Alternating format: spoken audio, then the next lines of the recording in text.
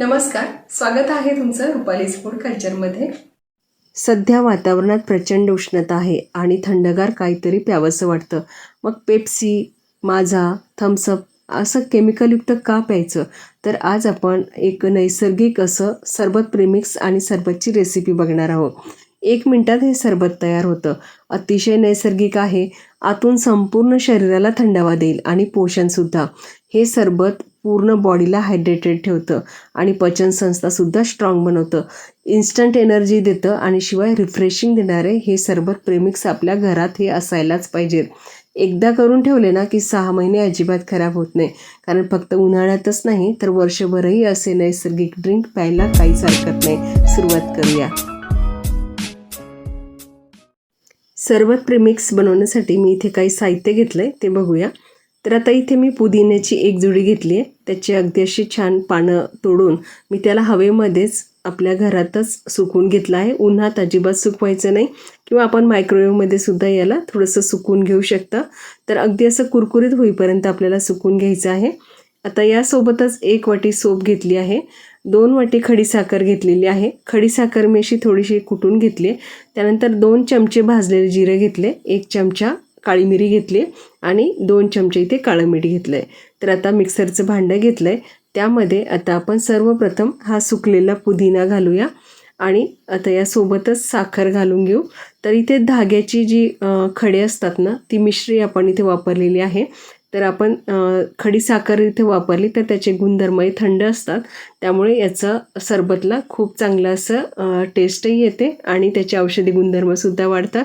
तर आता हे सगळं साहित्य आपण मिक्सरच्या भांड्यामध्ये घालून घेतलं आहे आणि आता याची आपण अगदी फाईन अशी पावडर तयार करून घेऊ। तर बघा, अगदी फाईन अशी पावडर तयार झाली आहे। आता जर आपल्याला असं वाटलं की यामध्ये काहीतरी असा कचरा आहे किंवा कुठेतरी थोडंसं दरदरीत आहे, तर याला आपण चाळणीच्या साहाय्याने चाळूनसुद्धा घेऊ शकता। परंतु अगदीच फाईन इथे पावडर मी तयार केली आहे, त्यामुळे इथे मला चाळून घेण्याची आवश्यकता नाही, किंवा आपण सरबत केल्यानंतरसुद्धा आपलं सरबत चाळून घेऊ शकता। तर आता अशा प्रकारे आपलं हे सरबत प्रेमिक्स इथे तयार झालेलं आहे। एखाद्या एअरटाईट अशा बरणीमध्ये आपण जर हे सरबत प्रेमिक्स भरून ठेवलं तर अगदी 6 महिनेसुद्धा अजिबात खराब होत नाही, कारण हे सरबत उन्हाळ्यातच नाही तर वर्षभरसुद्धा प्यायला काही हरकत नाही। जेवण झाल्यानंतर रोज 1 ग्लास पाण्यामध्ये 1 चमचा जर आपण हे सरबत प्रेमिक्स जर घालून पिलं तर आपली पचनसंस्था अतिशय स्ट्रॉंग होते आणि शिवाय वेट लॉससाठी सुद्धा खूप चांगला फायदा होतो। तर आता आपलं सरबत प्रेमिक्स तयार झालं आहे। आता यापासून सरबत कसं तयार करायचं ते बघूया।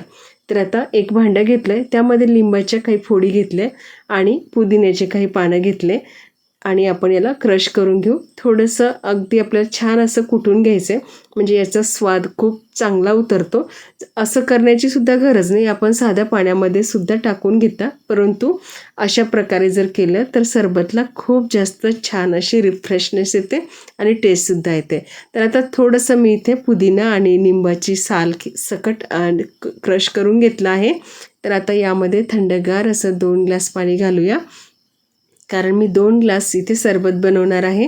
आणि आता यामध्ये 1 लिंबू मी असं पिळून घालते आहे आणि आता यामध्ये आपण जे सरबत प्रेमिक्स तयार करून घेतलं ना, तर त्याचे 2 चमचे मी इथे घालून घेणार आहे।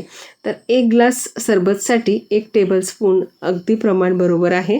तर आता 2 टेबलस्पून असं मी सरबतची प्रेमिक्स म्हणजे ही पावडर आपण घालून घेऊया आणि बघा, ढवळून घेतल्यानंतर खूप छान हिरवागार रंग याला आला आहे आणि याला स्वाद खूप छान येतो, कारण यामध्ये आपण सोप घातले, भाजलेले जिरं घातले, काळी मिरीसुद्धा घातली आहे। आपण हवं तर यामध्ये वेलचीसुद्धा घालू शकता। बस आता हे तयार झालेलं सरबत आपण चाळणीच्या साहाय्याने चाळून घेऊया। थोडेसे बर्फाचे खडे घातले आहे आणि आता मस्त आपण आता हे सरबत चाळून घेऊ। तर बघा, इतकं सुंदर अगदी रिफ्रेशिंग हिरवंगार असं आपलं सोप आणि पुदिन्याचं सरबत इथे तयार झालं आहे। पुदिना आणि सोपचे हे सरबत आपण जर नियमित पिलं ना, तर आपल्या लिव्हरला हे स्वच्छ ठेवतं आणि स्ट्रॉंगसुद्धा बनवतं। तर अतिशय रिफ्रेशिंग आणि अतिशय सुपर टेस्टी असं हे सरबत आहे। तर नक्की करून बघा। रेसिपी आवडली तर व्हिडिओला लाईक करा, शेअर करा आणि असाच हेल्दी रेसिपी बघण्यासाठी रुपालीज फूड कल्चर चॅनलला सबस्क्राईबसुद्धा नक्की करा। तर लवकरच भेटू अशा छानशा आणि रिफ्रेशिंग रेसिपीसोबत। तोपर्यंत खुश रहा, निरोगी रहा। धन्यवाद.